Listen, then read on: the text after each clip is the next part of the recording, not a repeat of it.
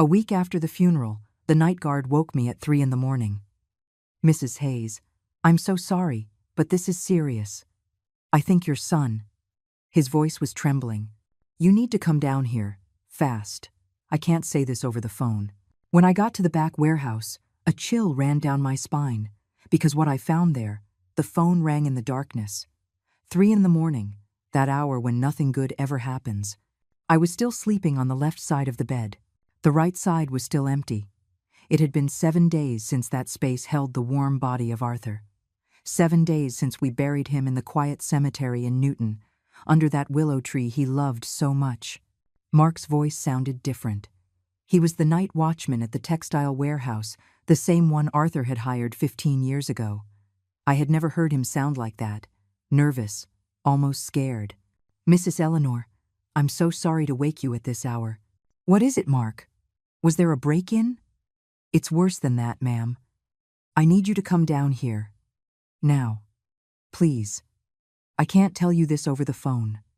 My heart sped up. I got dressed however I could. A sweater over my nightgown.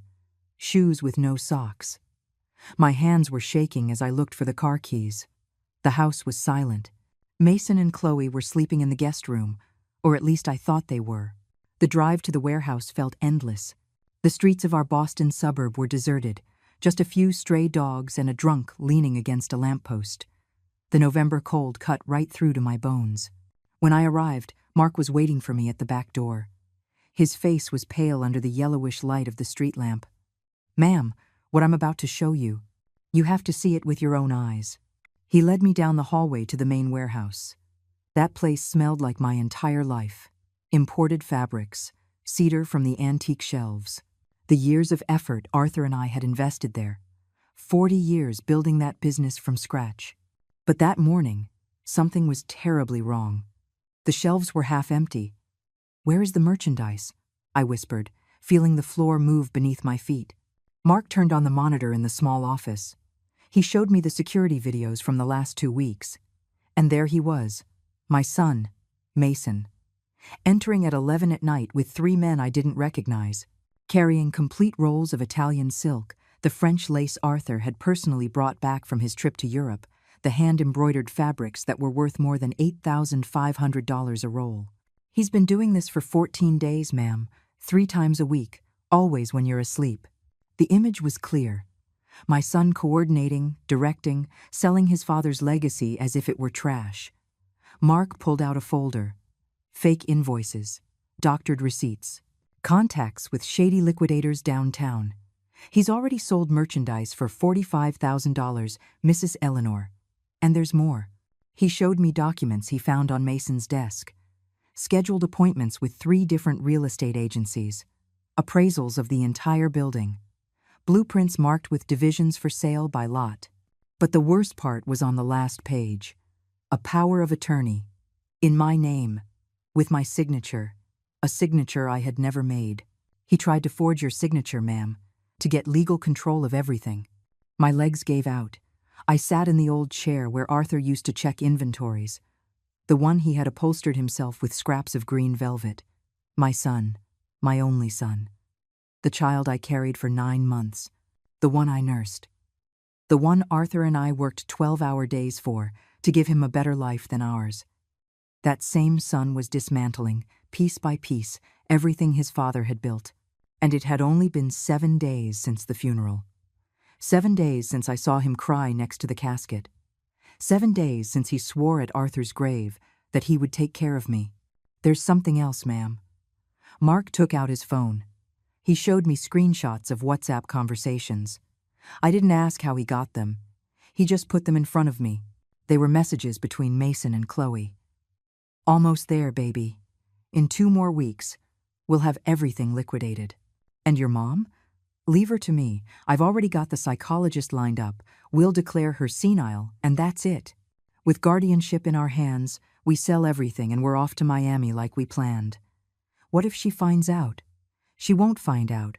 She's old and depressed. She doesn't even read the papers I put in front of her to sign." Every word was a stab. I closed my eyes. I took a deep breath. The smell of the strong, dark roast coffee Arthur used to brew every morning in that office still lingered, like a ghost. "What do you want me to do, ma'am?" Mark asked, his voice cracking. "I can call the police right now." I looked at him. This loyal man who had cared for our business during 3 shifts when we were starting out, who had genuinely cried at Arthur's funeral, who was showing me this betrayal even though it hurt him. "No, Mark. Not yet." "Ma'am?" I stood up. Something inside me had broken, yes, but something had also ignited. A spark of rage, of indignation, of a strength I didn't know I still had. "I need you to make me a copy of all these videos, of all the documents, of every message. Are you going to confront him?" I smiled. It was a bitter smile, but a smile nonetheless. "I'm going to do something better. I'm going to let him keep believing I'm a foolish old woman who doesn't notice anything."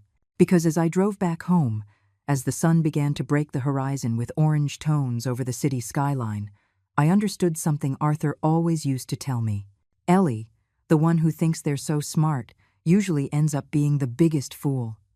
And my son was about to learn that lesson, the hard way. If this story is touching your heart, subscribe to the channel to continue following me in this tale. Because what's coming next, nobody saw coming. Let me take you back 1 week, to the day my world split in 2. Arthur died on a Tuesday, at 6 in the morning, in our bed, holding my hand. His heart just got tired of beating. 72 years of life, 45 by my side. The wake was at a funeral home in Beacon Hill, the one with the stained glass windows that smells of white flowers and contained sadness. More than 200 people came. Old clients, suppliers, neighbors from the block, warehouse workers. Everyone except my son arrived with their hearts in their hands. I was sitting in the front row, wearing the black dress Arthur gave me for our 40th anniversary. My hands clasped in my lap. My eyes were dry because I had no tears left. Mason arrived late, 2 hours late, with Chloe clinging to his arm as if she were a Persian rug he needed to show off. She was wearing a tight black dress, red heels red, to a funeral and dark glasses she never took off. Her platinum blonde hair was pulled back in a perfect bun, impeccable nails, flawless makeup. She didn't shed a single tear, but I did notice something else.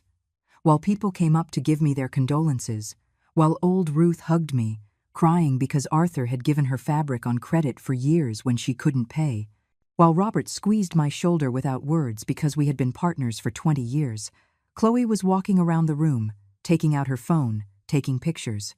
At first I thought she was documenting the funeral. Something normal, I supposed. Young people photograph everything now. But no, she wasn't photographing the people. She was photographing the colonial paintings hanging on the walls of our house because we held the viewing right there, as was his wish.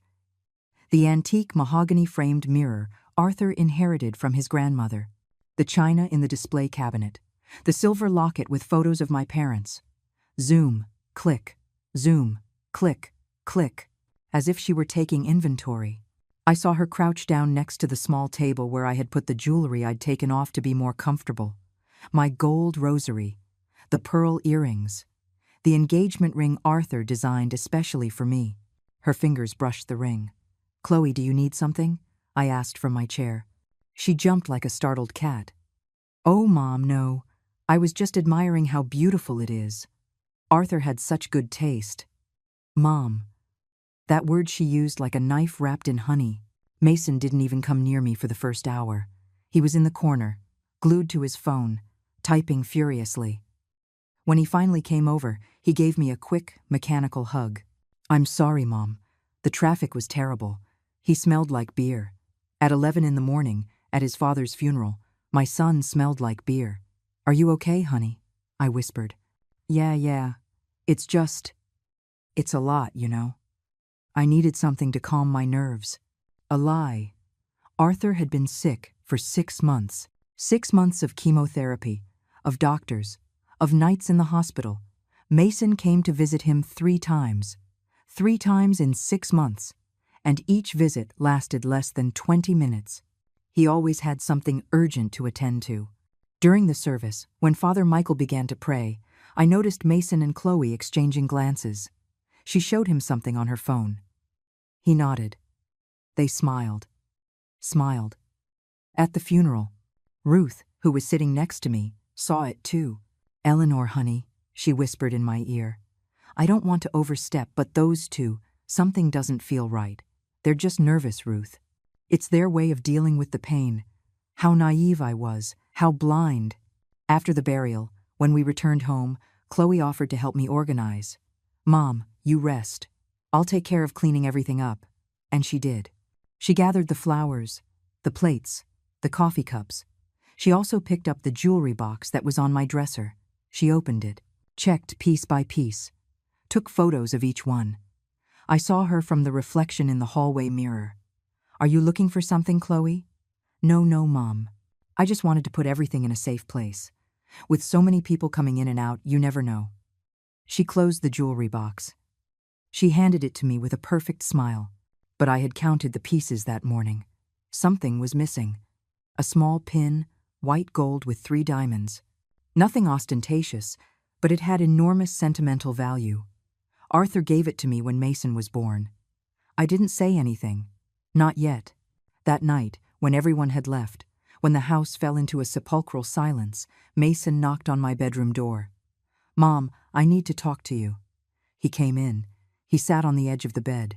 Not on Arthur's side, but on mine, invading my space. "Look, I know this is hard. It's hard for me too. Liar.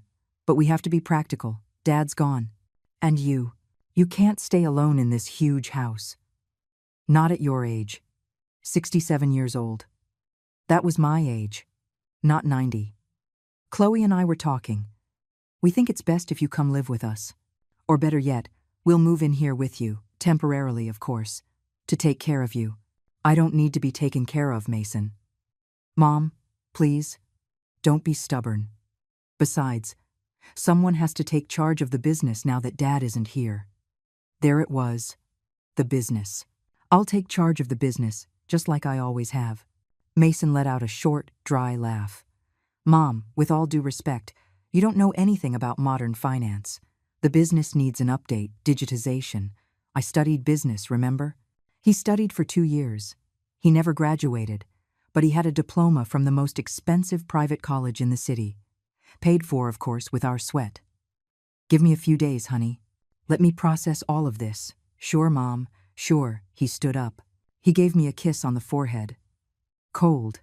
Calculated. Like kissing a statue. Before leaving, he turned around. "Oh, by the way, Dad left everything in order for you, right?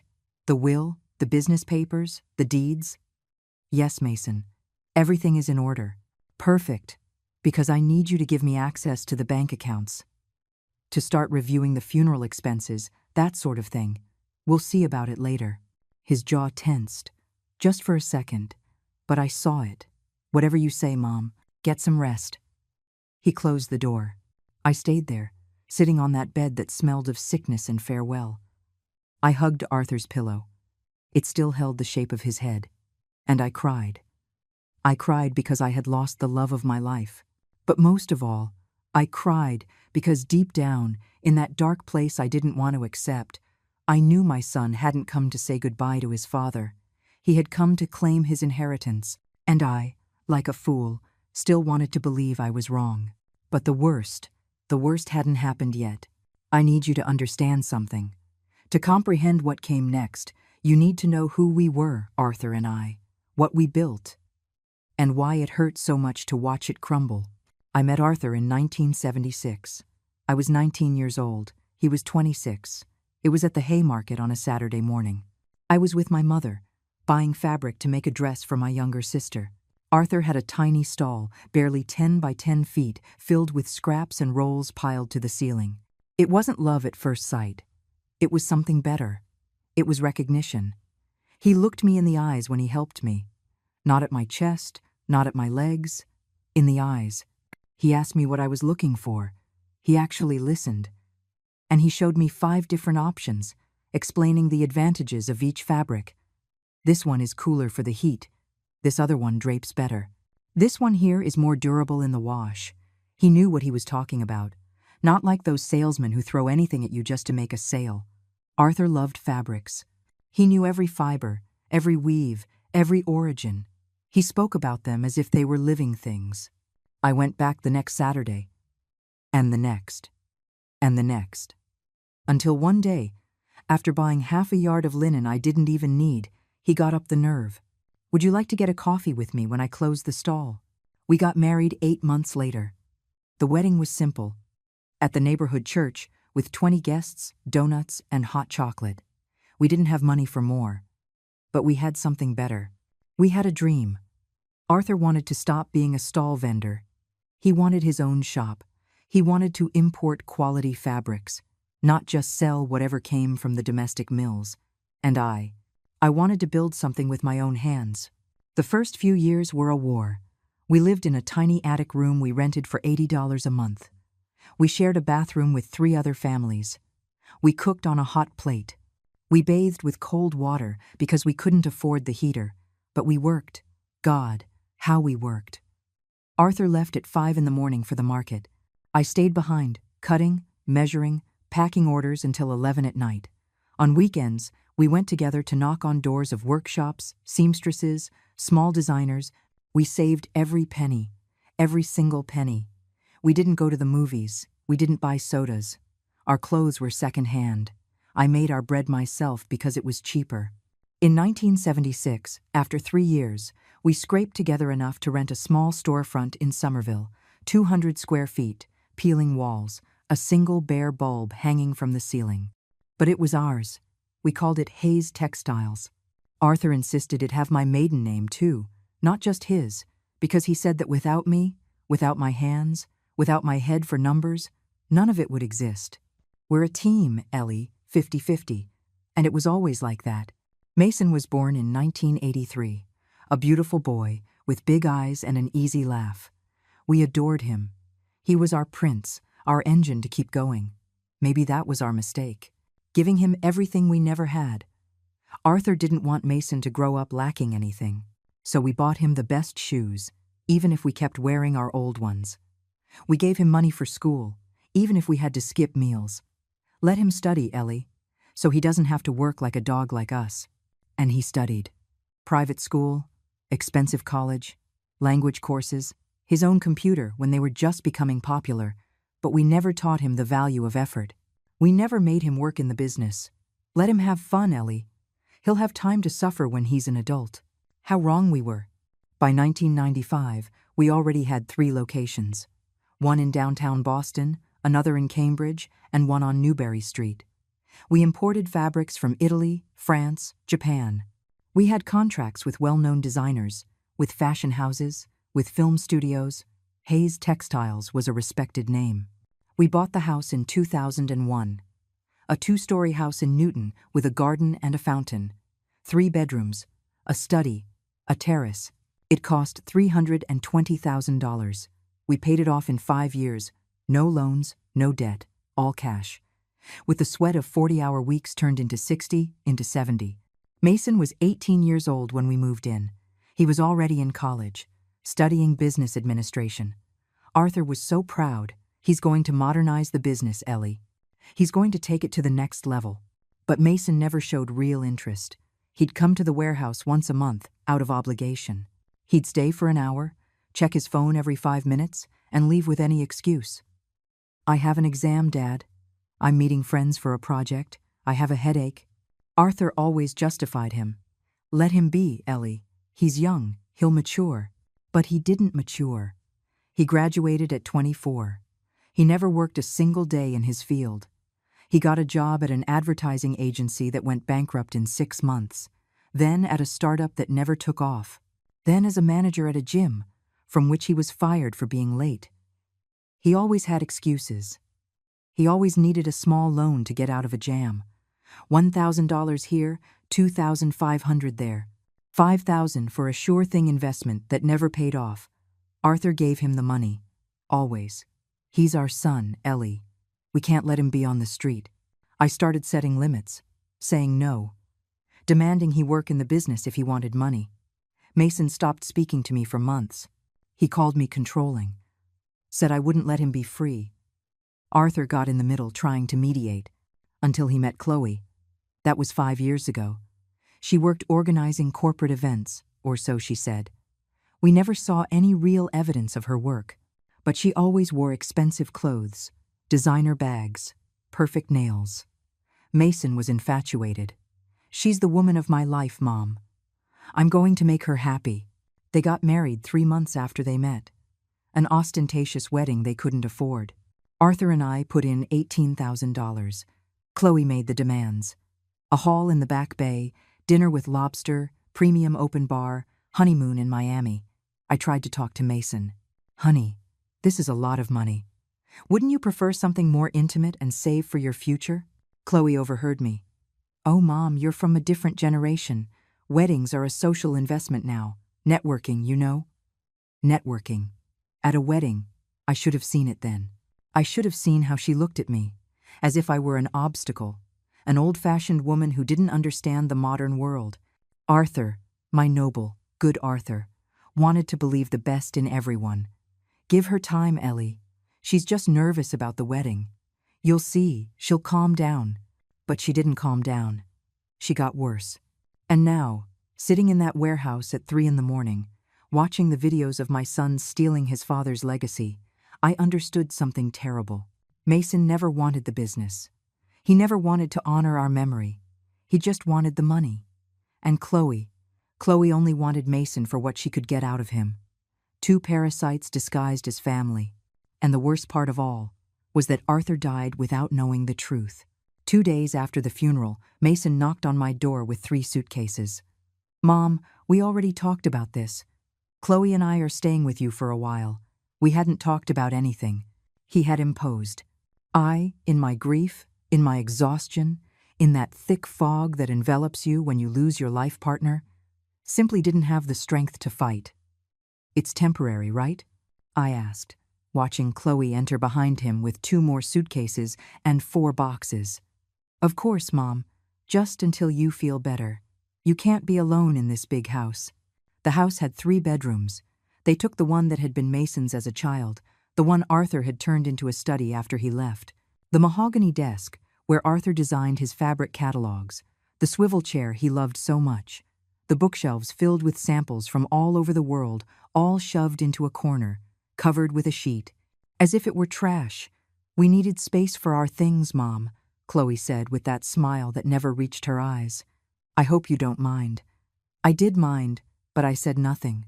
Not yet. The first change was subtle. Chloe reorganized the kitchen. "It's just, Mom, forgive me for saying so, but you have everything so disorganized. Look, the plates go better here, the pots over there. It's more functional, see? I had organized that kitchen for 20 years. I knew exactly where everything was. I could cook with my eyes closed. Now I couldn't even find the spoons." "Oh, Mom, you're getting forgetful. The spoons have always been in that drawer." A lie. They had never been there. But she said it with such confidence that she made me doubt myself. Then came the friends. Chloe invited them over on Tuesdays and Thursdays in the afternoon. 5 or 6 loud women who took over the living room. They shouted, they laughed, they smoked in the garden even though I asked them not to. "It's my house too while I live here, Mom. I have the right to invite my friends." That word, right. As if living under my roof gave her automatic rights over my space, my peace, my life.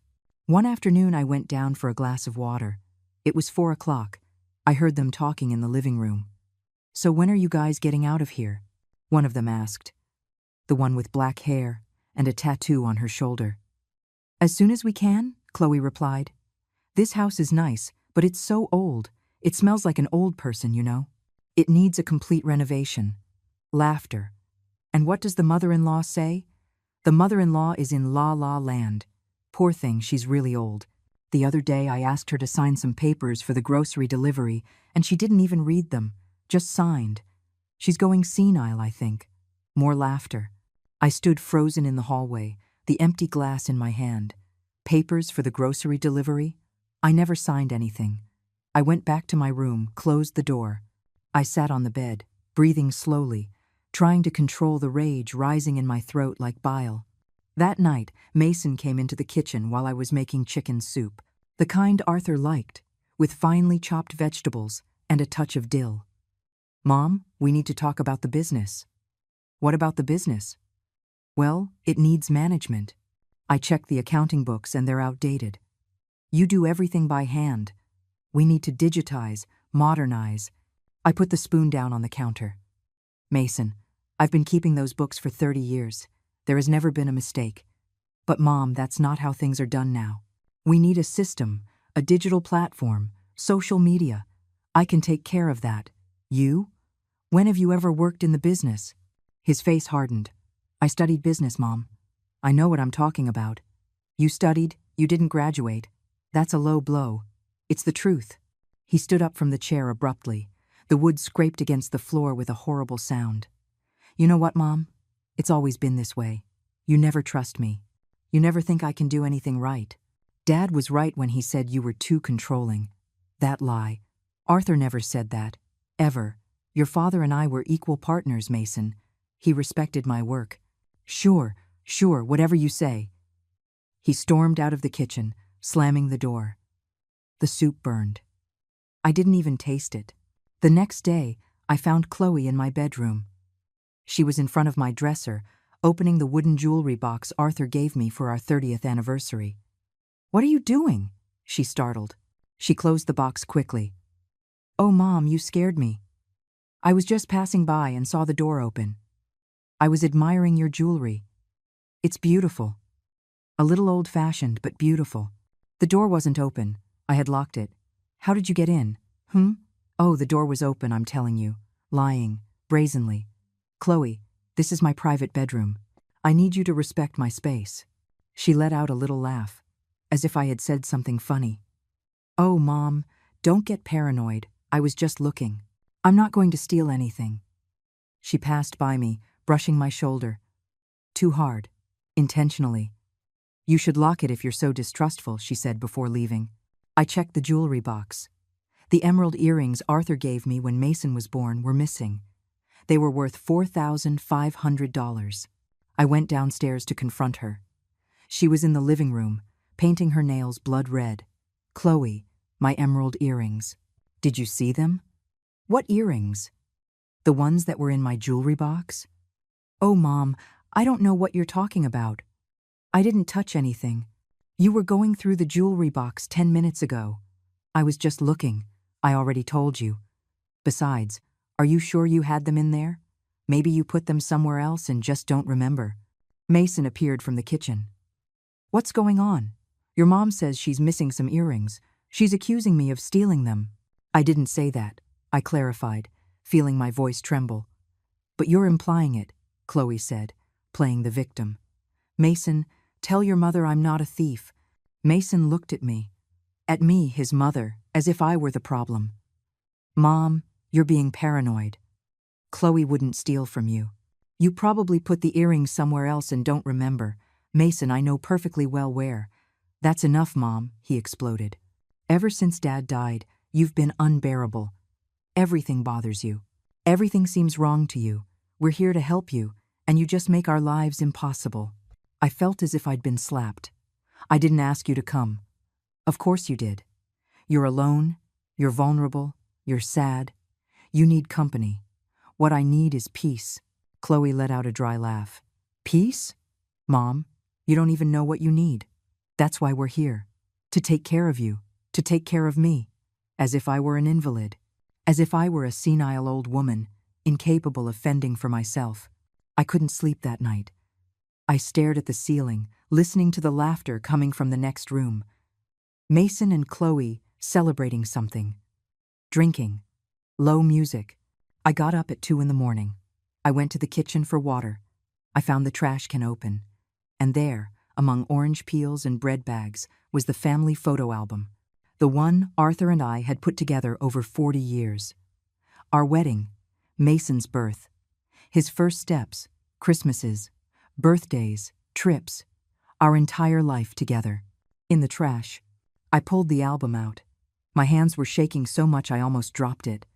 Some photos were wrinkled, others torn. On the first page, in Chloe's handwriting, was a sticky note. This is useless. Takes up too much space. I clutched the album to my chest, and there, in the darkness of my own kitchen, in the house Arthur and I bought with decades of sweat, I cried silently. So they wouldn't hear me. so they wouldn't call me dramatic, so they wouldn't tell me, once again, that I was overreacting. But something inside me, that night, stopped hurting and started to burn. Now you understand why that call from Mark at 3 in the morning didn't surprise me as much as it should have. I already knew something was wrong. I just didn't know how deep the betrayal went. Standing in that warehouse, looking at the empty shelves, the security videos, the forged documents, it all made sense. Mason's late-night trips to the gym, the whispered phone calls he'd cut short when I entered the room, Chloe's insistence that I sign unimportant papers. It was all part of the plan. "Ma'am, there's more," Mark said, pulling me from my thoughts. He showed me a manila folder hidden behind the file cabinet. Inside were invoices. Lots of invoices. Sales made in the last 2 weeks. 12 rolls of Italian silk at $750 each, sold for $300. A loss of $5,400. 25 yards of vintage French lace at $1,200 a yard, sold for $450. A loss of $187,500. 8 rolls of hand-embroidered Egyptian linen. Unique pieces Arthur brought back from Cairo 10 years ago. Sold for $3,500 when they were worth $18,000. The list went on. And on. And on. "How much in total?" I asked, though I didn't want the answer. Mark checked his notes. $45,300 in merchandise sold below cost. And that's just what I managed to document. It could be more. The room spun. I grabbed Arthur's desk so I wouldn't fall. That desk where he spent hours calculating fair prices, correct margins, where he caressed the fabrics as if they were treasures. Because they were. Every piece in that warehouse had a story. A journey. A trusted supplier. Years of relationships built. And Mason was giving it away like flea market trash. Here's the worst part, ma'am. Mark spread 3 documents on the desk. Appraisals from real estate agencies. The entire building. Warehouse, offices, the ground floor retail space. Appraised at $850,000. All 3 appraisals were from the past week. One had a handwritten note from Mason. "Need quick sale. Will accept $720,000 cash." He was willing to undersell the building for over $100,000 less than its value. Why the rush? "There's more, ma'am." Forgive me, but I checked his desk. I found this. He handed me a crumpled envelope hidden in the back drawer. Inside were 3 credit cards in the name of Chloe Hayes. The attached statements showed debts for $68,400, purchases at department stores, expensive restaurants, trips, designer bags, shoes, spas, salons, a life of luxury paid for with money they didn't have. I kept looking. I found receipts from an online sports betting platform in Mason Contreras' name. Accumulated losses, $31,800 in 6 months. My son was a gambling addict, my daughter-in-law, a compulsive spender, and together they had accumulated over $100,000 in debt. That's why they needed the money. It wasn't pure greed. It was desperation. "Ma'am," Mark's voice pulled me from the shock. "I also found this." He showed me his phone. Screenshots from a WhatsApp group called Project MB, Miami Beach. The messages were between Mason and Chloe. I read in silence, feeling each word like a dagger. "Chloe, I just sold another $80,000 in fabric. We're doing good. Mason, and your mom still doesn't suspect anything?"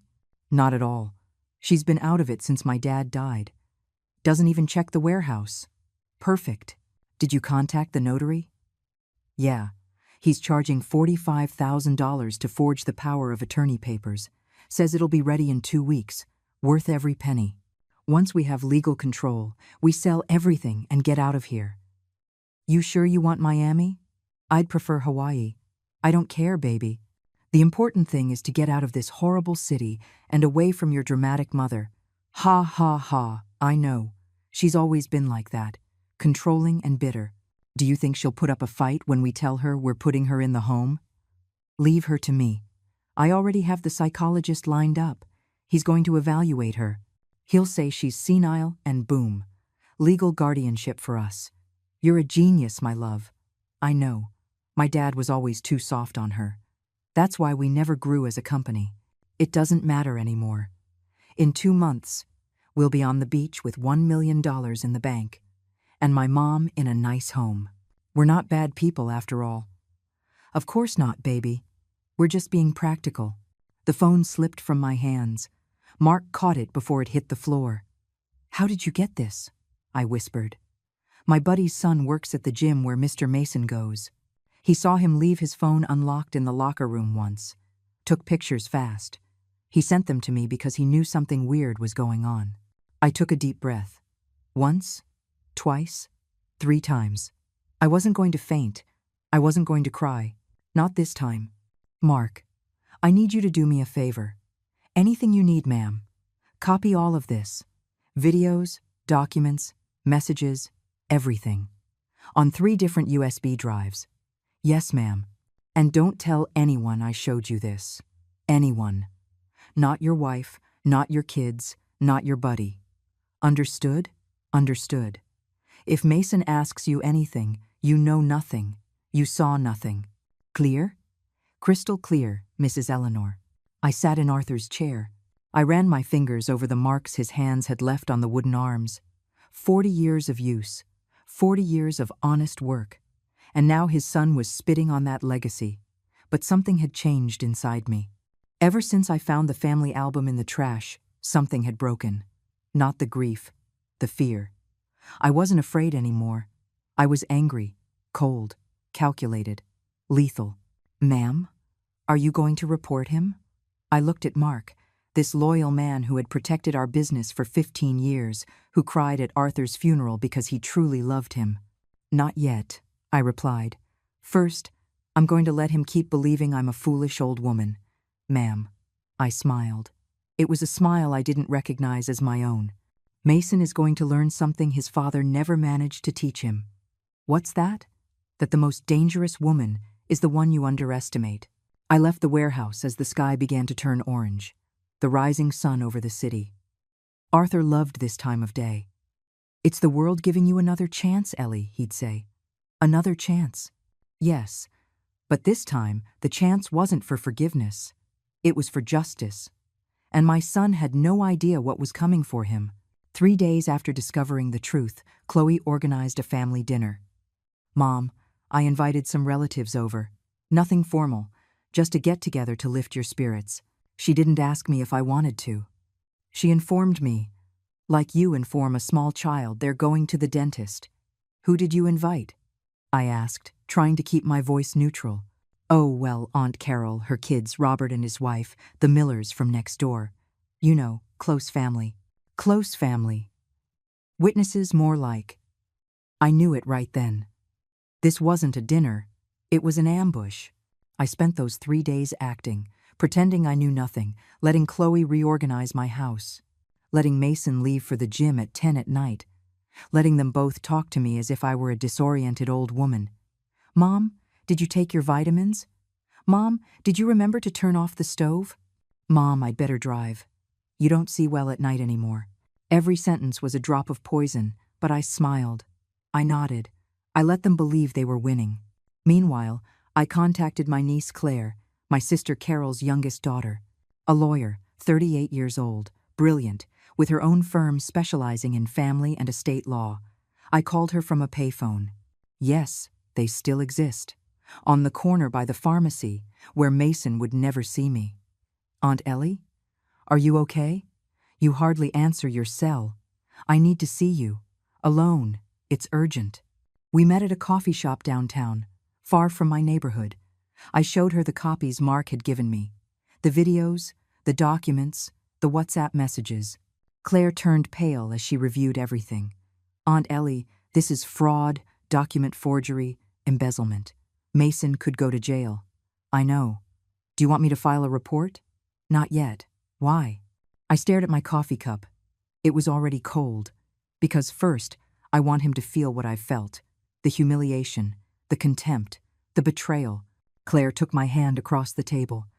Auntie, I understand, but this is delicate. If we wait too long, he could sell more things. He could forge more documents. Mark is watching. They won't take a single pin out of that warehouse without us knowing. And the fake power of attorney? That's where you come in. I need you to contact the real notary. Mr. Harrison, the one who did Arthur's will. Have him ready in case Mason tries to file false documents. Claire nodded, taking notes on her phone. Anything else? Yes. Find out about Chloe's debts. I need to know exactly how much she owes and to whom. I can have that in 2 days. Perfect. And Claire? I need you to come to the dinner on Friday. The family dinner? Yes. Just be there. Watch. Don't say anything yet. Auntie, what are you planning? I smiled. That new smile I had discovered, the one that was scary. Justice, honey. Just justice. Friday came too quickly. Chloe decorated the house as if it were hers. Flowers on the table, scented candles, background music. She had ordered food from an expensive restaurant, with my money, of course. The guests arrived at 7. Aunt Carol, my older sister, with her husband Paul, Claire and her brother Chris, Robert and his wife Julia, Arthur's loyal partners, the Millers, our neighbors of 30 years, 10 people in total. They all hugged me with genuine concern. Ellie, how have you been? You look thinner. Are you eating well? If you need anything, we're here. Real love, from people who truly knew me. How ironic that my own son didn't feel a fraction of that affection. The dinner started normally. Pot roast, rice, green beans, and dinner rolls. Conversations about the weather, about traffic, about the Christmas holidays that were approaching. Mason was especially kind, attentive. He poured water, offered bread, asked if anyone needed anything. The perfect son. Chloe, for her part, played the role of the devoted daughter-in-law, worried, affectionate, always looking out for me. Mom, would you like more gravy? Let me get you some. Careful with the hot plate, Mom. Don't burn yourself. Cheap theater, but everyone was buying the performance, until dessert arrived. Cheesecake, Arthur's favorite. Chloe served it ceremoniously. And then, while everyone was eating, she dropped the bomb. Well, family, Mason and I invited you here today because we need to talk about something important. My fork froze midair. It's about Mason's mom, about Eleanor. Everyone turned to look at me. You see, this isn't easy to say, but we've noticed disturbing changes in her behavior. Absolute silence. What kind of changes? Aunt Carol asked, frowning. Mason took control. He wiped his mouth with his napkin. He put on a pained expression. Mom has been forgetting things, repeating stories, confusing dates. Last Tuesday, Chloe added, she asked 3 times if we had eaten dinner yet, and we were eating dinner at that very moment. A lie. It never happened. Also, Mason continued, we found the stove on twice in the middle of the night. She says she doesn't remember turning it on. Another lie. And well, Chloe lowered her voice, as if it pained her to say it.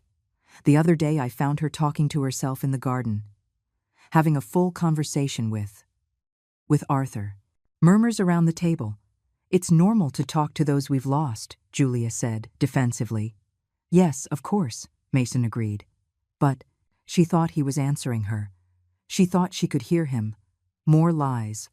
All lies, but woven with enough detail to sound credible. We've also noticed she's more irritable, Chloe added. She gets upset over anything. She accuses us of moving her things, of stealing from her. She accused you of stealing? Aunt Carol asked, looking at me. I opened my mouth to answer, but Mason interrupted me. Mom, no one is judging you. It's normal at your age. The brain gets tired. At my age, 67, as if I were a ruin. That's why, Chloe continued, we've been researching professional care options. Care options? Robert repeated, his voice hard. Specialized residences, Mason clarified. Places where they can look after her 24 hours a day, with nurses, doctors, therapists. A nursing home, I said finally. My voice sounded clear, firm, too lucid for someone supposedly senile. It's not a nursing home, Mom, Mason corrected, almost impatiently. It's a luxury residence, with gardens, activities, people your age. You want to lock me up? No. We want you to be safe. You want to get rid of me. Mom, see? You're getting paranoid. This is exactly what we're talking about. Chloe put her hand on Mason's in a perfectly rehearsed gesture of spousal support. Family, we understand this is hard to process, but we live with her. We see what you don't see. And we're worried. Very worried. In fact, Mason pulled a folder from under his chair. We've already contacted a specialist. Dr. Evans, a recognized geriatrician. He passed the folder to Aunt Carol. Inside was a preliminary diagnosis. Mild cognitive decline. Recommendation. Constant supervision and possible institutionalization. This is a bot evaluation, Claire said suddenly. Everyone turned to look at her. I'm sorry, what did you say? Mason asked, his jaw tight. I said, that doctor never examined my aunt. Oh yes, Aunt Ellie. I remained silent, letting Claire set the trap. Mason, when did this doctor examine your mother? Claire pressed. A few days ago. He came to the house. What day exactly? I don't remember the exact date, Claire. I didn't keep a notarized log. How convenient. Are you calling me a liar? I'm asking questions. As a lawyer. Because this, she pointed to the document, has all the hallmarks of a fraudulent diagnosis. Chloe stood up abruptly. Look, kid, I don't know who you think you are. I'm the niece who actually cares about my aunt without wanting to rob her. Nobody is robbing anyone, Mason shouted. The silence that followed was deafening. Robert stood up slowly from his chair. Mason, son, I've known your mother for 20 years.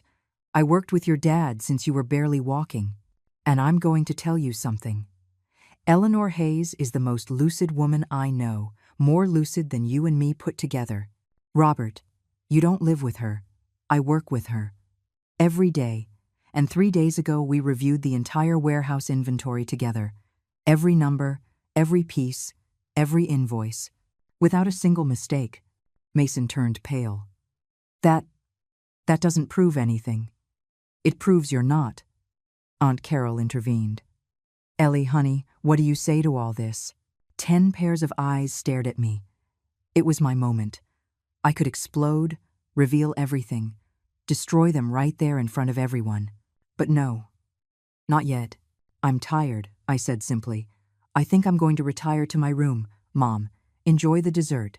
Excuse me. I got up from the table with all the dignity I could muster. I walked toward the stairs. I heard murmurs behind me. Claire defending me. Robert questioning. Aunt Carol demanding explanations. And Chloe, with that sickly, sweet, venomous voice. See? This is how she gets. Dramatic.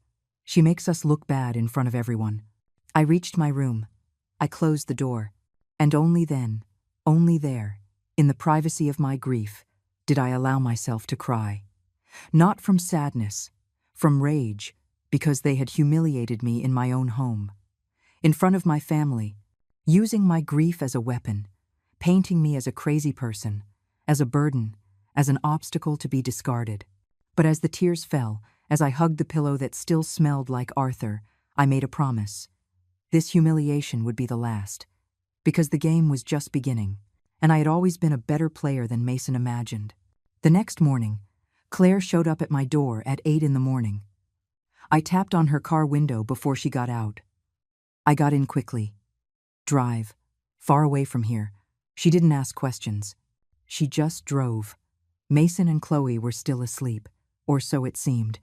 I no longer trusted anything that happened inside that house. We went to a cafe in Cambridge, a small, hidden one, where nobody knew us. Claire ordered 2 black coffees and a plate of pastries that neither of us touched.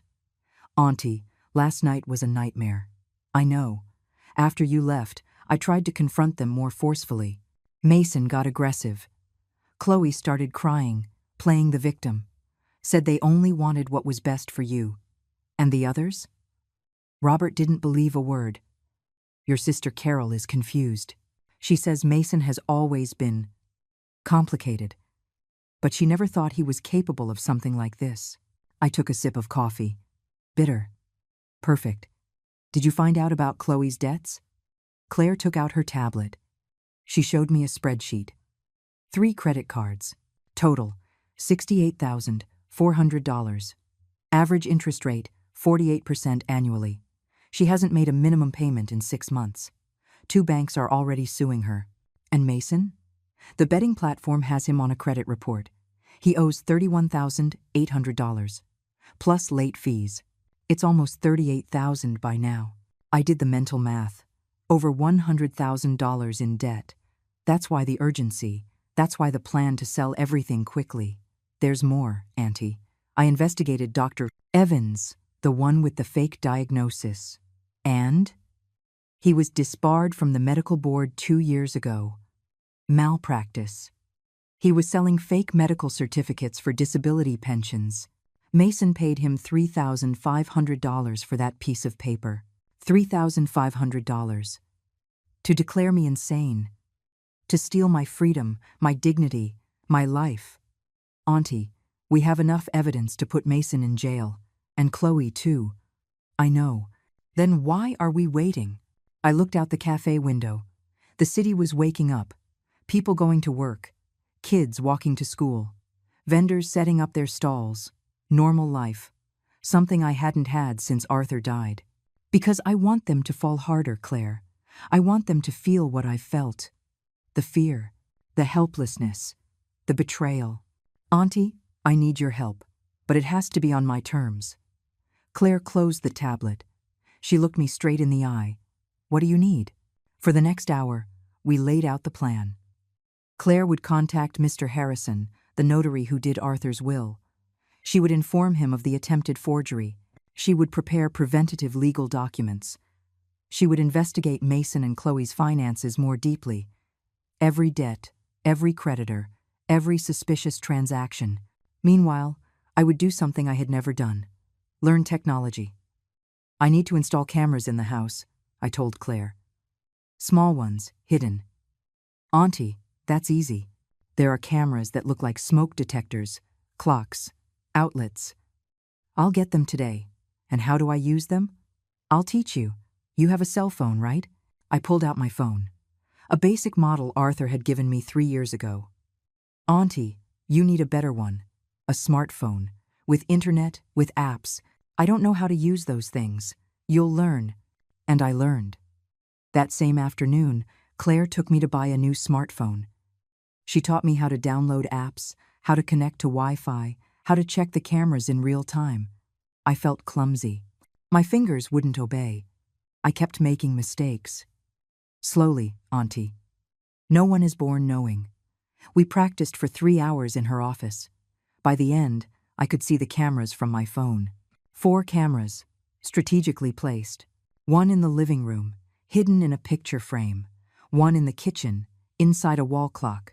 1 in the hallway leading to the bedrooms, camouflaged in a smoke detector. 1 in Arthur's study, inside a lamp. They record automatically when they detect motion, Claire explained. Everything is saved to the cloud. Even if they destroy the cameras, the recordings are safe. And they can't delete them? No, only you have access with your password. Perfect. That night, I returned home at 7. Mason was in the living room watching television. Where were you, Mom? Chloe made dinner. I went to the doctor. The doctor? Which doctor? A checkup. You know, old age stuff. I said it with that frail, elderly voice they expected to hear. It worked. Mason turned his attention back to the TV. Good. You're taking care of yourself. You should go more often. Yes, honey. You're right. I went up to my room. I locked the door. I opened the app on my new phone. All 4 cameras were active. I could see the living room, where Mason was still watching TV. The kitchen, where Chloe was cooking something that smelled burned. The hallway, empty. Arthur's study, untouched. I waited. At 9 at night, Mason came to my door. Mom, you awake? Yes, honey. Can I come in? Go ahead. He came in with an envelope in his hand. Look, I need you to sign these papers. What papers? They're for the health insurance, to update your policy. Nothing important. I took the envelope. I opened it slowly, as if my hands were trembling with age. Inside were 3 documents. None of them were for health insurance. They were powers of attorney, giving him total control over my bank accounts, my properties, my medical decisions. Mason, this isn't for the insurance. Of course it is, Mom. Look closely. It says, power of attorney. Oh, Mom, it's the same thing. It's part of the insurance process. Lie after lie after lie. I need to read it carefully. Why? It's just boring legal language. Just sign here, here, and here. I'm not signing anything without reading it. His face hardened. Mom, don't start with your stubbornness. It's not stubbornness. It's prudence. Look, if you don't trust me, just say so. I didn't say that. But you're thinking it. You've always thought it. I've never been good enough for you. Here came the emotional blackmail. Mason, you are my son. I love you, but I'm not signing papers I don't understand. They're for the insurance. Then I can read them tomorrow with fresh eyes and sign them the day after. I need them today. The deadline is tomorrow. Well, then the deadline will pass. He just stood there, breathing heavily, his fists clenched. For a moment, I was afraid he might hit me, but he controlled himself. You know what, Mom? Do whatever you want. You always do whatever you want anyway. He stormed out, slamming the door. The hallway camera captured it all. Him walking furiously down the stairs, entering the living room where Chloe was waiting. Did she sign? She asked. No. The suspicious old bat wouldn't sign. Did you tell her about the insurance? Yes, but she didn't buy it. Damn it, Mason. We need those signatures. I know, but I can't force her. She'll get more suspicious. Chloe bit a perfectly manicured nail. Then we have to speed up Plan B. What Plan B? The psychologist. Get her declared incompetent. That way we get legal guardianship without her signature. That takes time. Not that much. Dr. Evans says he can have the papers in 2 weeks. But we need evidence of her mental decline. What kind of evidence? Chloe smiled. That snake-like smile I knew so well. Leave it to me. From my room, with the phone in my hand, I saw everything. I heard everything. And I recorded everything. The next day, Robert came to visit me. I met him at the warehouse, not the house. Eleanor, what's going on? Last night your son called me, asking for the business's accounting books. What did you tell him? That you're the majority partner and I won't give him anything without your authorization. He got angry. Very angry. Thank you, Robert. I need you to keep doing that. Don't give him anything. Are you going to tell me what's happening? I took a deep breath, and I told him everything. The theft, the fake invoices, the debts, the plan to declare me senile, to lock me in a home, to take everything. Robert turned pale as he listened. When I finished, he slammed his fist on the desk. That damn bastard. Arthur must be spinning in his grave. That's why he can't find out, Robert.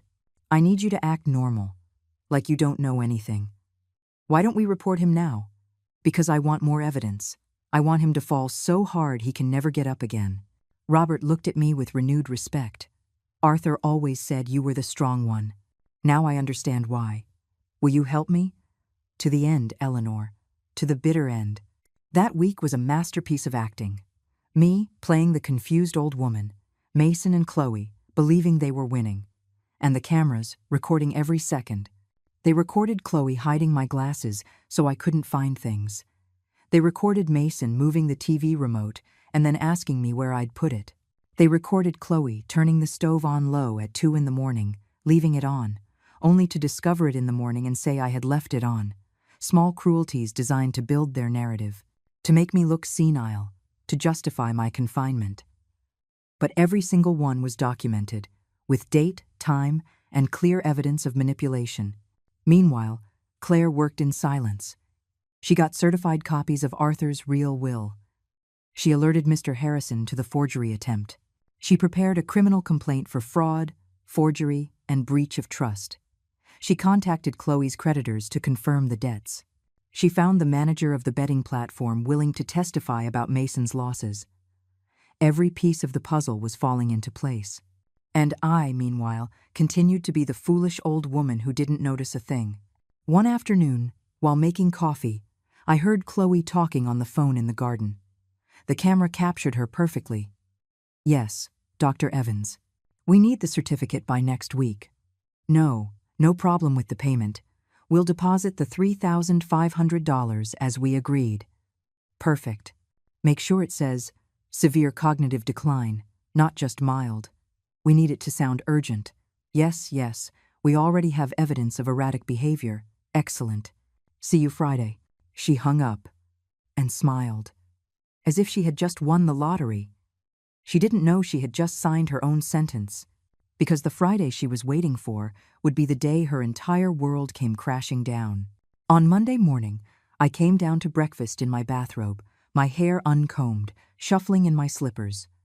Chloe was in the kitchen, putting on makeup in the small mirror she had hung next to the refrigerator. Good morning, Mom.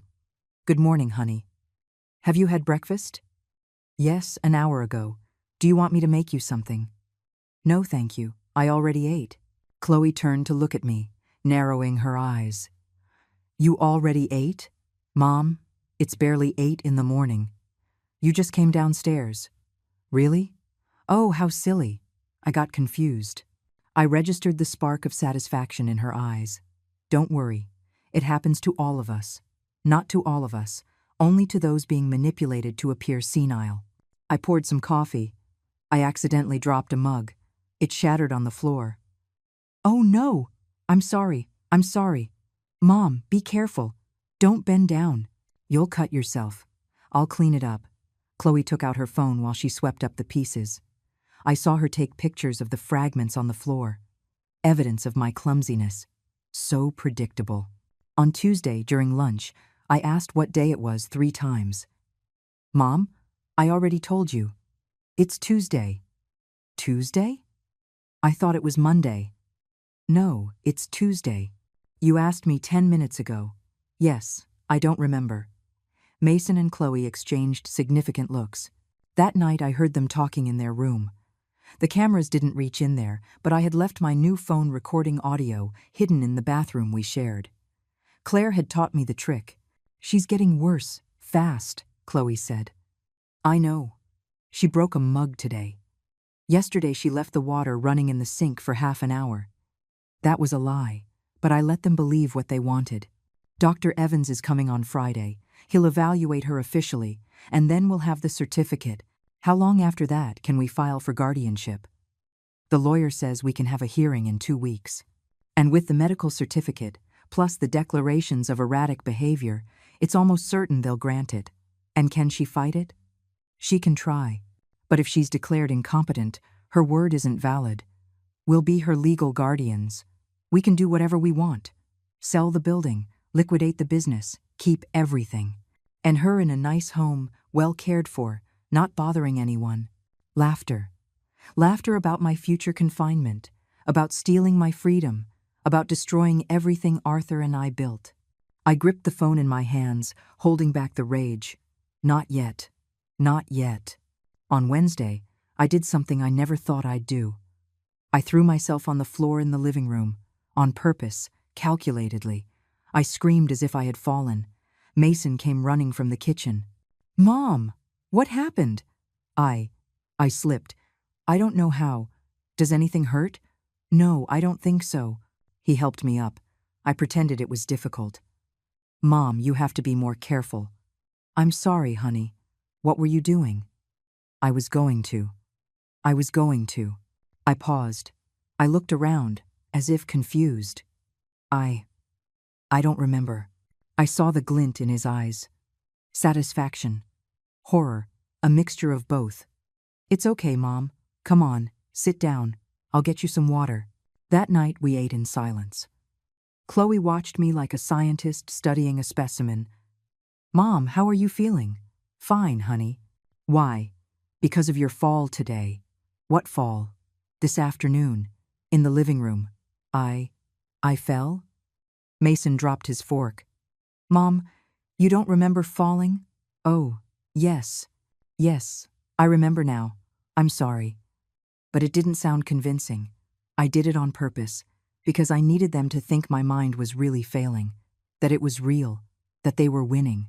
Thursday was the hardest day. Because I had to say something unforgivable. I came down for breakfast. Mason was at the table, checking his phone. I looked at him. I narrowed my eyes. Who? Who are you? He froze. What? Who are you? Why are you in my house? Mom, it's me. Mason. Your son. Mason? No, no. Mason is a little boy. You're a grown man. He stood up from the chair, pale. Mom, are you joking? Right? I kept my gaze empty, distant. I don't know you. I'm your son. Don't yell. You're scaring me. Chloe came running from upstairs. What's wrong? She doesn't recognize me. She says she doesn't know who I am. Chloe looked me straight in the eyes, and I held the act. Lost gaze. Confusion. Fear. Mom, it's Mason. Your son. Don't you recognize him? My son? My son is little. He's 7 years old. Mason sank into the chair, his head in his hands. My God, she's worse than I thought. It was the hardest performance of my life, because I had to see the pain in his face and not break. I had to pretend not to recognize the child I bore, the one I nursed, the one I cared for when he had chickenpox, and I didn't sleep for 3 straight nights. But I did it, because I needed them to believe. Completely, without a doubt. I waited 5 minutes. Then I blinked, as if coming out of a fog. Mason? Mom? You recognize me now? Of course, honey. Why wouldn't I recognize you? Because a minute ago you said. What did I say? That you didn't know who I was. Don't be silly. You're my son. He exchanged a look with Chloe. Mom, are you feeling okay? Yes, perfectly. Why does everyone keep asking me that? No reason. No reason. That afternoon, while they thought I was napping, I heard them call Dr. Evans. Doctor, we need to move up the appointment. It's urgent. This morning she didn't recognize me. Yes, seriously. She thought I was a stranger. No. It lasted a few minutes, and then she went back to normal. But she didn't remember the episode. Can you come tomorrow, instead of Friday? Perfect. At 3 in the afternoon. We'll be waiting. He hung up. I immediately called Claire from my new phone. They moved up the fake doctor's visit, tomorrow at 3. Do you want me to be there? No, but I need you to have everything ready, just in case. Everything? The documents, the complaints, the evidence, everything. Auntie, are you sure? We can stop them tomorrow. Not yet. I want the fake certificate in my hands. It's the final piece. It's risky, I know, but trust me. There was silence on the other end. Okay, Auntie, but I'll be outside your house, in my car. Anything happens, you call me, and I'm coming in. Deal. Friday arrived overcast, gray sky, cold air, threatening rain. As if the weather knew something important was about to happen. I dressed with special care. An old sweater of Arthur's that still held his scent, comfortable pants, my hair pulled back carelessly. The perfect image of a neglected old woman. At 1 o'clock, the doorbell rang. Chloe opened the door with a huge smile. Dr. Evans, so good to see you. Come in, come in. He was a short, chubby man with thick glasses and a worn leather briefcase. He didn't inspire confidence. He inspired pity. Mrs. Hayes, a pleasure. I'm Dr. Evans. He held out his hand. I shook it weakly. Doctor, am I sick? No, no. I'm just here to ask you a few questions. A routine evaluation. Why? Mason intervened. Because we want to make sure you're okay, Mom. Nothing more. Oh, all right. We sat in the living room. The doctor opened his briefcase. He took out forms, a tablet, a blood pressure cuff. All right, Mrs. Hayes. I'm going to ask you some simple questions. Okay? Okay. What day is it today? I paused for a long time. Thursday? No, ma'am. It's Friday. Oh, yes. Friday. What month are we in? In. I looked at Mason, as if looking for help. Please don't help her, the doctor said. November, I finally answered. Correct. And what year? 2024. Very good. Now, can you tell me your full address? I said it. Correctly. Your husband's name? Arthur Hayes. Where is he now? I lowered my gaze. He passed away. When? A little while ago. Can you be more specific? About 2 weeks ago, I think. It was 3, but I needed them to think I wasn't sure. The doctor took notes. He continued with memory questions, orientation, simple math. I failed some deliberately. I got others right to maintain credibility. The perfect balance of lucidity and confusion. Now, ma'am, I'm going to give you 3 words. I want you to remember them. I'll ask you for them later. Ready? Yes. House, window, dog. Perfect. He continued with other tests. Draw a clock. I drew it badly, putting the numbers outside the circle, subtract by 7s from 100. I got mixed up on the 3rd number. Name animals in 1 minute. I only named 6, all calculated, all measured. Finally, after 40 minutes, he closed his folder. All right, Mrs. Hayes, one last question. Do you remember the 3 words I told you at the beginning? I pretended to think. House, yes, and window, correct. And the 3rd one? Silence. I looked at the ceiling, at the window, at my hands. No, I don't remember. That's all right. Don't worry. The doctor stood up. He spoke to Mason and Chloe in a low voice, but loud enough for me to hear. The decline is evident. Temporal disorientation. Short-term memory failure. Difficulty with calculation tasks. I recommend constant supervision. How serious is it, doctor? Chloe asked with false concern. Serious enough to consider specialized care. I am going to issue the medical certificate recommending legal guardianship. When can we have it? I'll email it to you tonight. And the certified original will arrive by courier tomorrow. Perfect, doctor. Thank you so much. They paid him in cash. I saw the bills change hands. $3,500. The price of my freedom, according to them. The price of their destruction, according to me. When the doctor left, Chloe sat next to me. Mom, how are you feeling? Fine. Why did that man come? Oh, no reason, Mom. Just a checkup. Ah. Mason was in the kitchen, talking to someone on the phone. Yes, we have the medical certificate now. We'll have the physical copy tomorrow. Then we can proceed with the guardianship filing next week. Excellent. Thank you, counselor. He hung up the phone. He turned to look at Chloe, and they smiled. Like 2 hyenas looking at their wounded prey, not knowing that the prey had been setting the trap for 3 weeks, and that they were about to walk right into it, because on Monday would be the day their entire world fell apart, and I would be there to watch, with a smile. Okay, to continue with the great confrontation, retrying ROK Part 9. The Great Confrontation. Poetic Justice. Saturday morning, Mason entered my room without knocking. I was sitting on the bed looking out the window. Mom, we need to talk. What is it, honey? He sat next to me. He took my hand. A loving gesture. Fake. Look, Chloe and I have been thinking. This house is too big for you. It's hard for you to maintain. And after what the doctor saw yesterday. What doctor? The one who came to check on you. Oh, yes. What did he say? That you need help, Mom. Specialized care. Am I sick? It's not that. It's just that at your age, it's normal to need support. At my age, 67. As if I were a relic. That's why we found a perfect place for you. A residence in Weston. It has gardens, activities, 24-hour nurses. You'll be very comfortable. You want to put me in a nursing home? It's not a nursing home, Mom.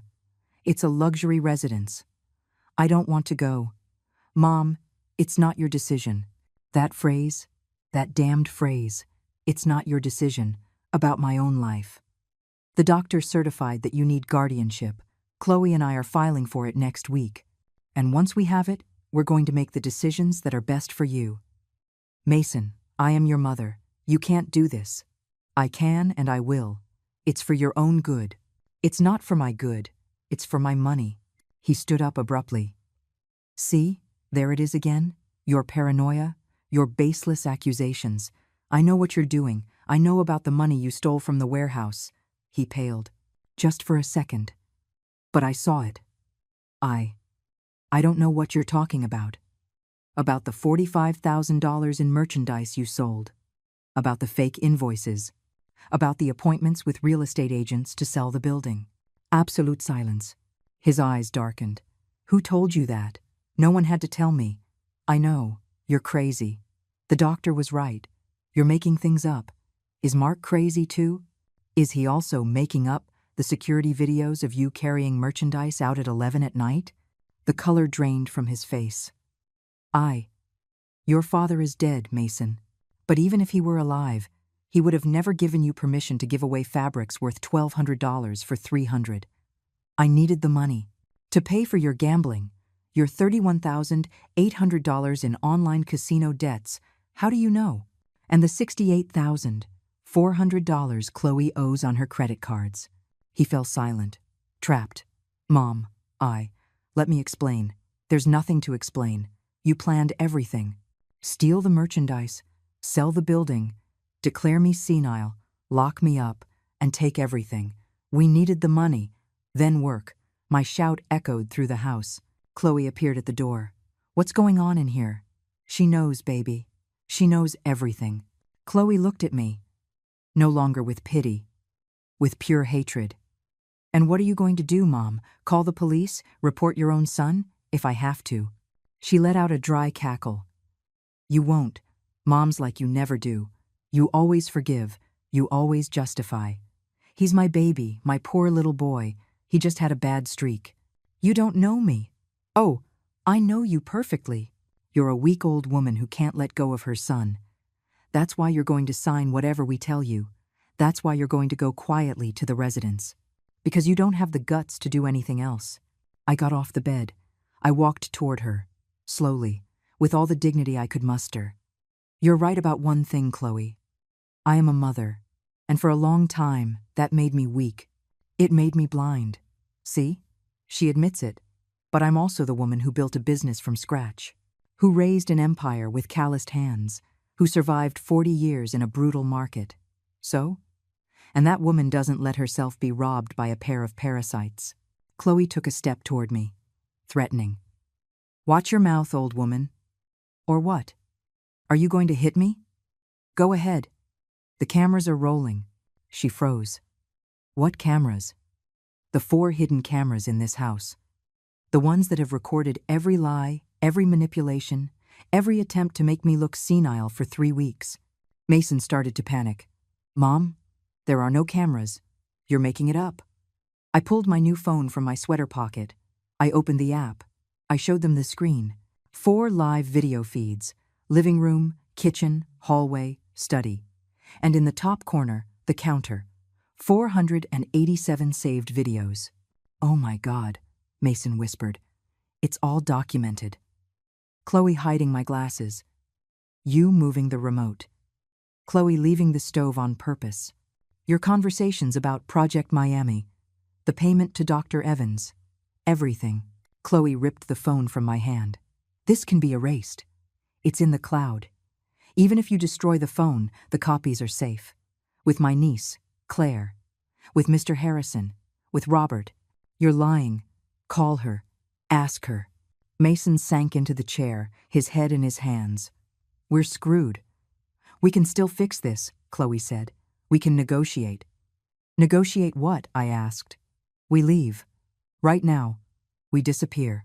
And you don't press charges. In exchange for what? In exchange for Mason still being your son? For not putting him in jail? Emotional blackmail. Until the very last second. Mason stopped being my son when he decided to betray me. I'm your blood, he yelled, standing up. You can't do this to me. You did this to yourself.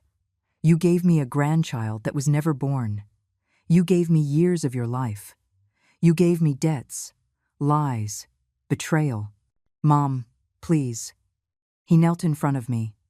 Real tears this time. Forgive me. Forgive me. It was Chloe's idea. She convinced me. I didn't want to. Don't blame her. You were the one who stole the merchandise. You were the one who forged my signature. You were the one who called me a dramatic old burden in your text messages. I was angry. I wasn't thinking. You thought it, and you felt it. And now you're going to face the consequences. The doorbell rang. Chloe ran to the window. There are 2 police cars outside. I called them an hour ago, I said calmly. You can't do this. I can. And I am. Mason clung to my legs. Mom, no. Please. I'm begging you. Don't send me to jail. Dad wouldn't have wanted this. That was the last straw. I bent down. I looked him in the eyes. Your father died believing you were a good man. He died not knowing his son was a thief, a liar, a traitor. And you know what the saddest part is, Mason? That was a mercy. Because if he had lived to see this, it would have broken his heart. Mom. But I did see it. I did live it. And I am not going to let you keep spitting on his memory. The doorbell rang again. More insistent. I went downstairs to open it. 2 police officers. A man and a woman. Young. Serious. Mrs. Eleanor Hayes? That's me. We have a warrant for the arrest of Mason Hayes and Chloe Hayes. For fraud, document forgery, and embezzlement. They're upstairs. In my room. I led them up the stairs. Mason was still kneeling on the floor, sobbing. Chloe was by the window, looking for an escape that didn't exist. Mason Hayes, Chloe Hayes, you are under arrest. This is a mistake, Chloe screamed. This crazy old woman is setting us up. The female officer looked at her coldly. We have solid evidence. Videos, documents, testimony. It's not a setup, it's justice. They put the handcuffs on them. Mason looked at me one last time. Mom, are you really going to do this? You already did it, honey. I'm just finishing what you started. They took them away. Both of them. Down the stairs of the house where their lies grew. Out the door that Arthur and I had crossed 1,000 times with hope. Into the patrol cars as the neighbors watched.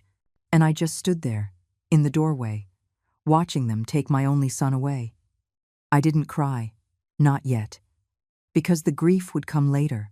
But in that moment, I only felt something I hadn't felt in weeks. Peace. Claire arrived 10 minutes later, running. Auntie, are you okay? Yes, honey. I'm okay. They're being processed this afternoon. We have everything ready. The evidence is solid. How much time? Mason could face 6 months to 2 years for the fraud. Chloe, the same. Plus the civil suits from the creditors. And Dr. Evans is already being investigated by the medical board. And the business? Safe. Robert transferred everything to a protected trust in your name. Mason can't touch anything. And the house? Also protected. I had the locks changed this morning. Here are the new keys. I took the keys. Heavy, cold, mine. Thank you, Claire. No, Auntie, thank you. For being so brave. I don't feel brave, but you are. That night, I sat in Arthur's study, in his chair, looking at his books, his fabric samples, his photographs. I found a letter, hidden in his journal, with my name on it. Arthur's handwriting, shaky but clear. I opened it with trembling hands. My dearest Ellie, if you are reading this, it's because I'm gone. And if you found this letter, it's because you need it. I knew our son better than you thought. I know he is weak. I know he is selfish. I know he doesn't have what it takes to care for what we built. That's why I left clauses in the will. If Mason betrays you, if he tries to take what is yours, he automatically loses his inheritance. Everything goes to you. And if you're reading this, it probably already happened. He probably betrayed you. Forgive me for not being harder on him, for spoiling him so much. I thought love would change him. But some children are born to break hearts. Don't feel guilty for defending yourself. Don't feel guilty for choosing yourself. You deserve it. You are the strongest woman I know. And I know you will be okay. I will always love you. Arthur. The tears I didn't shed during the arrest came now, in floods, in sobs. I cried for Arthur, for the son we lost, for the wasted years of effort, for the family that could have been and never was. But I also cried with relief, because I didn't have to pretend anymore. I didn't have to endure. I didn't have to be weak. I was free, finally, painfully, but free. And that freedom was worth every tear shed. 3 months later, life has a curious way of moving on, even when you think everything is over. Mason was sentenced to 8 months in prison for fraud and document forgery. Chloe received 6 months.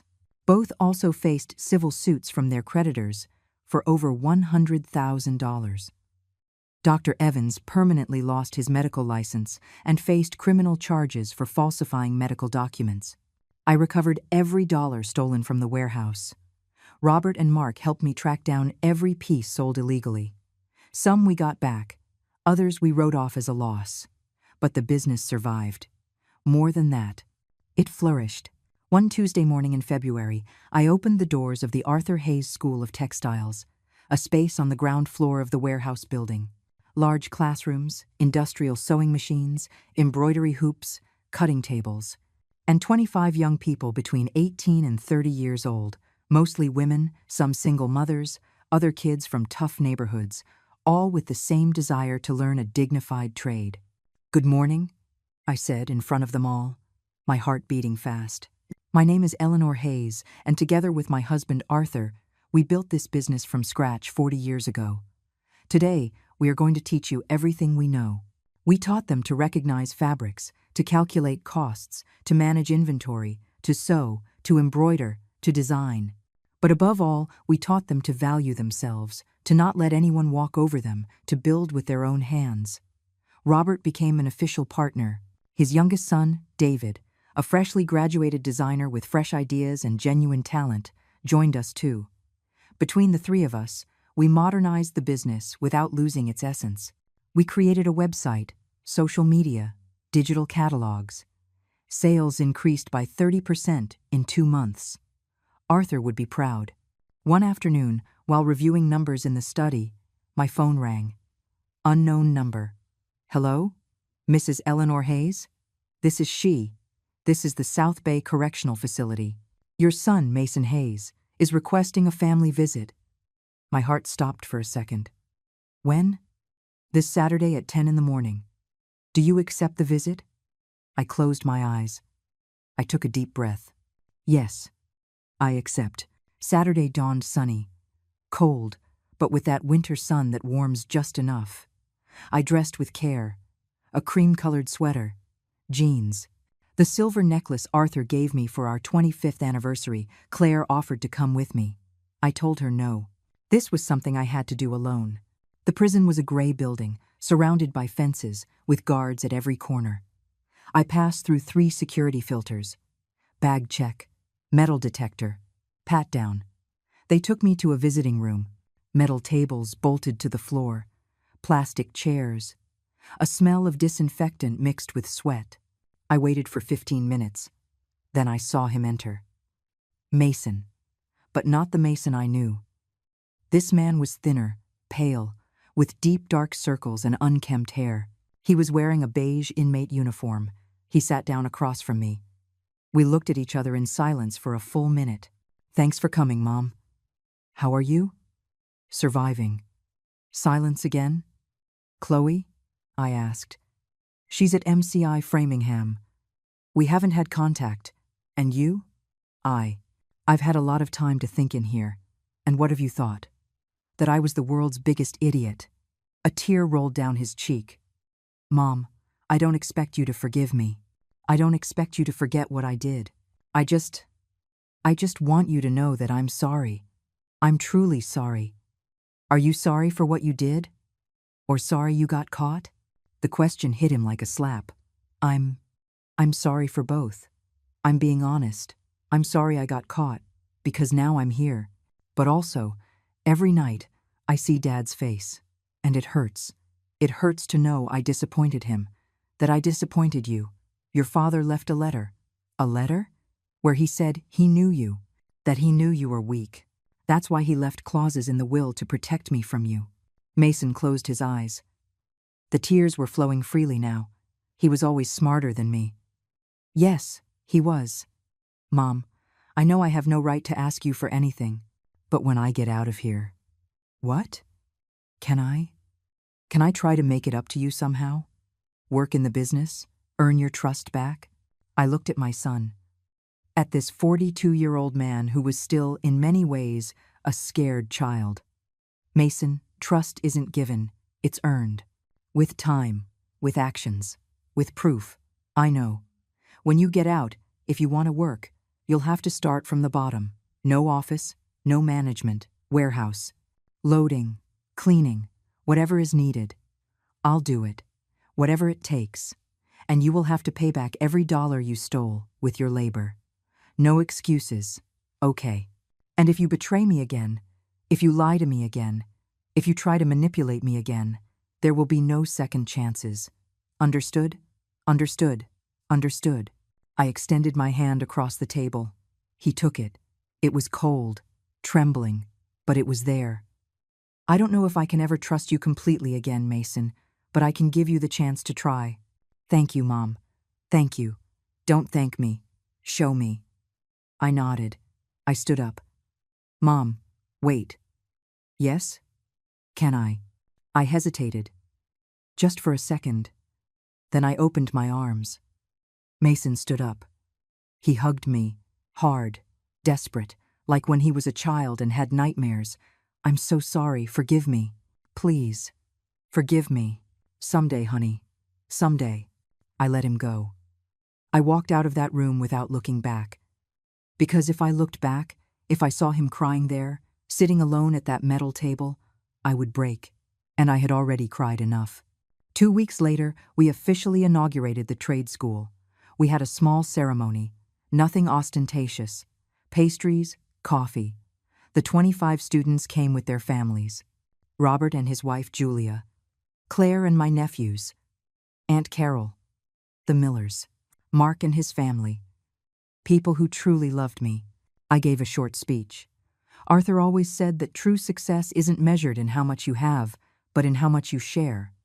Today, by opening this school in his name, I am sharing what he taught me. That honest work gives dignity, that hands that create are worth more than hands that steal, and that true family doesn't always come from blood, but from the heart. Applause, hugs, tears of joy. One of the students, Leah, a 22-year-old girl with 2 small children, approached me afterward.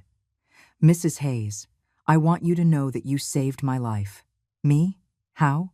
My husband left me a year ago. I was alone with my kids. No job, no skills. I thought about giving up. But then I saw the ad for the school, and now I have hope. Thank you. I hugged her tightly. Don't thank me, honey. Thank yourself for being brave, for not giving up. That night, alone at home, I sat in the garden. I looked at the stars. I talked to Arthur.